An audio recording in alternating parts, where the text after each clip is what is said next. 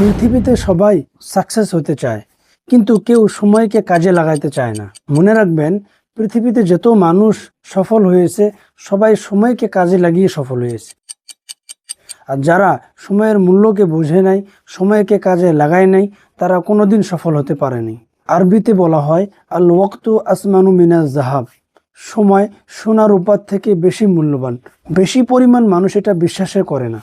উদাহরণস্বরূপ বলতেছি, আমি যদি আপনাকে 1,00,000 টাকা দেই আর আপনাকে বলি এই টাকাটা আপনি ব্যাংকে জমা করতে পারবে না, আপনি 12 ঘন্টার ভিতরে এই টাকাকে খরচ করে ফেলবে, আর যদি টাকা বেঁচে যায় সেই টাকাকে আমাকে ফেরত দেবে, তাহলে পৃথিবীর সকল মানুষ 1,00,000 টাকা টোটালি শেষ করে দেবে। কিন্তু আমরা সময়ের মূল্যকে বুঝি না।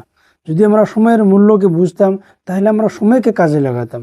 যদি আপনি একদিনের ভিতরে 1,000 টাকা অর্জন করতেছেন, যেই দিন আপনি সকাল থেকে বিকাল পর্যন্ত বাড়িতে বসে আছেন, কোনো কাজকর্ম করেন নাই, তাহলে ভাবেন আপনি 1,000 টাকাকে নষ্ট করে ফেললেন।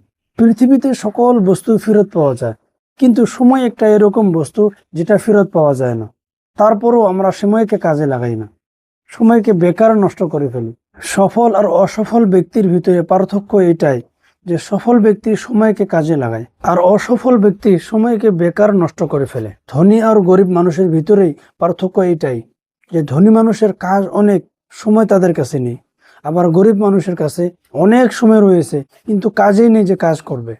আপনি আপনার মূল্যবান সময়কে মোবাইল দেখে নষ্ট করতেছেন, মুভি দেখে নষ্ট করতেছেন, যেটার ভিতরে কোনো রিয়ালিটি নেই। পাবজি খেলে আপনার সময়কে নষ্ট করতেছেন, যা থেকে না কিছু আপনি শিক্ষা অর্জন করতে পারবেন, না কিছু আপনি সফলতা অর্জন করতে পারবেন।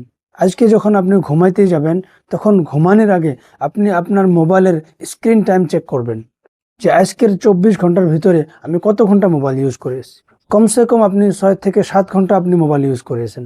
আমি যে মোবাইল 7 ঘন্টা ইউজ করেছি, তার ভিতর থেকে কি শিক্ষা অর্জন করতে পেরেছেন? মোবাইল থেকে শিক্ষা অর্জন করিয়েছেন, না শুধু টাইম ওয়েস্ট করিয়েছেন? একটা ইন্টারভিউতে ইলন মাস্ককে জিজ্ঞাসা করা হয়েছে যে আপনি 24 ঘন্টার ভিতরে কত ঘন্টা মোবাইল ইউজ করেন।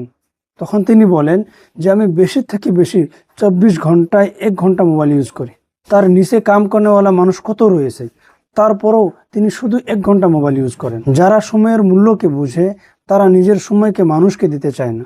আপনাকে 5,000 টাকা দিবে, 10,000 টাকা দিবে, 50,000 টাকাও দিতে পারে, কিন্তু তিনি 1 মিনিট মানুষকে দিবে না।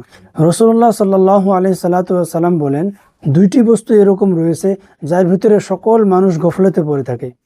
একটা হলো সুস্থতা, আরেকটি হলো ফ্রি টাইম। আপনি যদি দুনিয়াতে সফলতা অর্জন করতে চান, তাহলে টাইমের ভ্যালুকে বুঝতে হবে, টাইমকে কাজে লাগাতে হবে, না হলে আপনার জীবন নষ্ট হয়ে যাবে।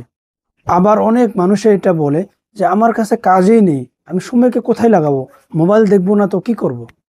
তাদের জন্য ইনশাল্লাহ নেক্সট ভিডিও আসবে যে সময়কে কোন কাজে লাগাবেন।